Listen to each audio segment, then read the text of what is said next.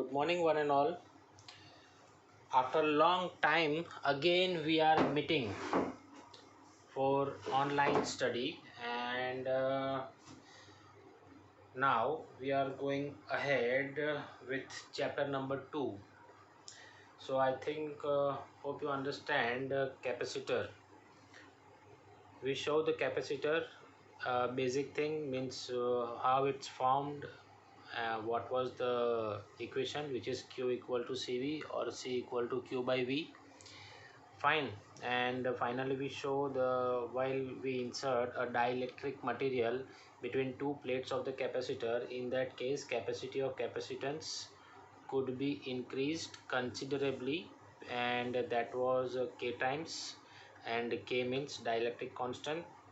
And if we have more than two capacitors, in that case we can go for some combination, that was a series and parallel. Okay, but basic thing is capacitor means basically it is stored number of charges, and while it store number of charges, so what type of energy gained by the capacitor, or whatever energy stored by the capacitor, that is also question for us, and that question we are going to solve in this theory. I think so this is last theory of the chapter also. So, and remember, this is important theory. uh, so pay attention for this theory also. Okay, now let's start this theory. Here we are going to find equation of energy for capacitors, means whatever energy stored in a charged capacitor. Okay, so over here you can see that we have a plate 1, and on plate 1 at present nothing is there, that you have to consider. And similarly on plate number 2 nothing is there, that you have to consider. Okay, that I already mentioned over here. Determine the energy stored in this configuration. Consider initially two uncharged conductors 1 and 2, means nothing is present over here. One by one over here we are going to deposit number of charges. Okay, so that also I am writing over here. Imagine next a process transferring charge from conductor 2 to conductor 1. Okay, because always energy moving from higher to lower, but over here we are conventionally consider. Okay, so one by one over here, while such a number of charges deposit on plate number 1, here we are considering positive plate, and on second plate automatically negative charges considered. As we know that here, as number of charges increase, so here you can see in second figure, electric field is also developed, and that is also increase one by one. Okay, so this is also matter over here. One more thing, a distance between first plate to second plate, that we have to consider as a d. Fine. Now let's go ahead. In transferring positive charge from conductor 2 to conductor 1, work will be done externally. Okay, so here work is done externally. That work we have to consider over here. Work done to place charges on plates of capacitor is stored as a potential energy of these charges. This is nothing but energy of capacitor. Okay, now let us consider Q be the charge stored on capacitor.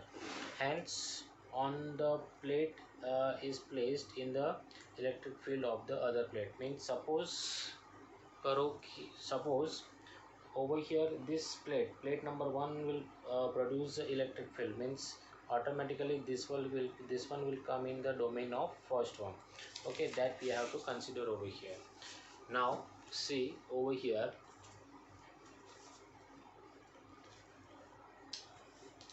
electric field produce on positive plate or negative plate, whatever, but as we know that whatever electric field produce over here on either plate, which is sigma upon 2 epsilon naught, where sigma stands for surface charge density.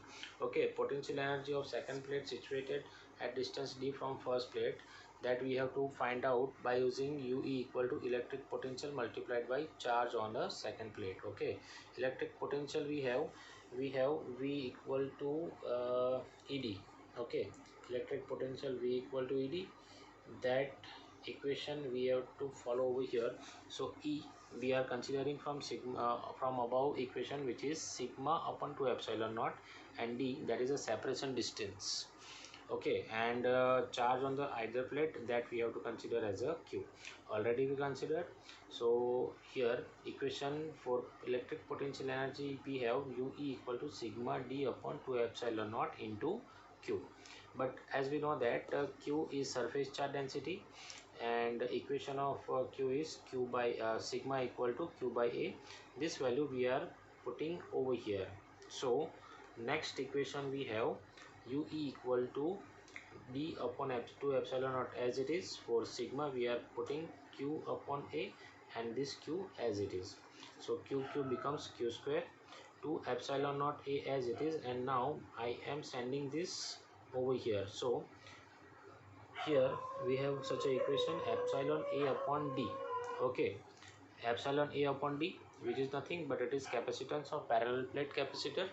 Okay, fine. So this value we are inserting over here. So answer equal to, we have energy stored Q square upon 2C. Okay, so this is answer, means energy stored in charge capacitor. This answer we have Q square upon 2C. Now for the little bit we can also proceed over here. If we put the value of Q equal to CV, so C square V square upon 2C as it is. So square 1C will be cancelled.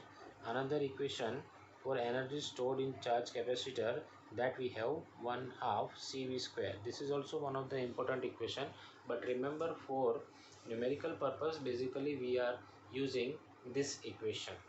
Okay, so that's all for today, and over here theory of these chapters are over. Now from tomorrow onwards we will see numericals, so be ready. One by one, most of the numericals we will see. Till then, bye bye, thank you very much. And those who have not collected book, textbook from the school, you may come to school after 9 p.m. 9 a.m. means between 9 to 11 you have to come, meet me at the school and collect your textbook. Okay, thank you very much. That's all for today. Bye bye.